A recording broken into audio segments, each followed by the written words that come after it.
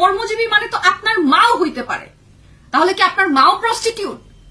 আমাকে এই প্রশ্নের অ্যান্সারটা দিবেন যে আপনার মাও তো একজন কর্মজীবী হইতে পারে। যে কোনো কেউ যে কোনো কর্মেই তো থাকতে পারে। সে আইনজীবী হইতে পারে, সে ডক্টর হইতে পারে, সে ইঞ্জিনিয়ার হইতে পারে, সে মেকআপ আর্টিস্ট হইতে পারে, সে যে কোনো কিছু হইতে পারে, সে একজন আর্মি হইতে পারে, সে একজন পাইলট হইতে পারে। একজন মেয়ে দ্যাটস মিন সে যদি এগুলো হয় তাহলে সে একজন প্রস্টিটিউট।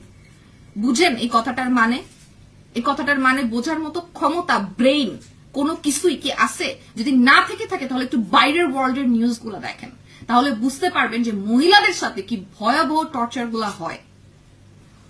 এগুলো আসলে এই কথাগুলো আমার পুরুষ মানুষের উদ্দেশ্যে বলা না, কারণ পুরুষ মানুষ তো চাইবেই যে মহিলা মানুষ তাদের পায়ের নিচে থাকুক, কিন্তু যে নারীগুলো এগুলা করতেছে আমি তাদেরকে আগে প্রশ্ন করতে চাই, আগে প্রশ্নবিদ্ধ করতে চাই যে হতে পারে আপনি স্ট্যাবলিশ, হতে পারে যে আপনি আপনার হাজবেন্ডের উপরে ডিপেন্ড বা আপনি আপনার বাবার উপরে ডিপেন্ড, কিন্তু আরো এরকম হাজার হাজার লক্ষ কোটি মহিলারা আছে যাদের উপরে তাদের সংসারটা হয়তো বা চলে, আছে না? তাদের অধিকারগুলো কি হবে? জাস্ট বিকজ অফ আপনার কোনো লস হচ্ছে না দ্যাট ডাজন্ট মিন যে আপনি কথাও বলবেন না। সো এই বিষয়টা বুঝতে পারছেন যে আপনার কোনো লস হচ্ছে না দ্যাটস মিন আপনি কথাও বলবেন না। কতক্ষণের জন্য? কোনো কিছুর কোনো সামঞ্জস্যতা নাই কিন্তু, হ্যাঁ, কোনো কিছুর কোনো সামঞ্জস্যতা নাই। তো যদি সামঞ্জস্যতা থাকতো তাহলে প্রত্যেকটা জিনিসেরই এই ব্যাপারগুলো উঠেই আসতো না, ঠিক আছে? ব্যাপারগুলো উঠেই আসতো না।